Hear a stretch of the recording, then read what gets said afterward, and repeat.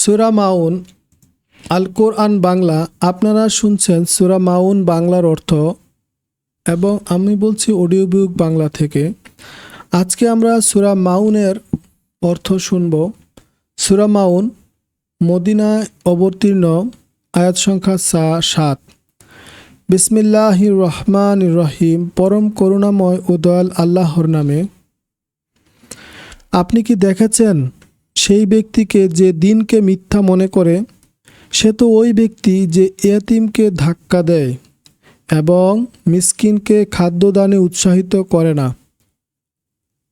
অনন্তর ওই নামাজ আদায়কারীর ধ্বংস, যারা নিজেদের নামাজ সম্বন্ধে উদাসীন, যারা লোক দেখানোর জন্য কাজ করে থাকে, সাধারণ জিনিস তা অন্যকে দান করা থেকে বিরত থাকে।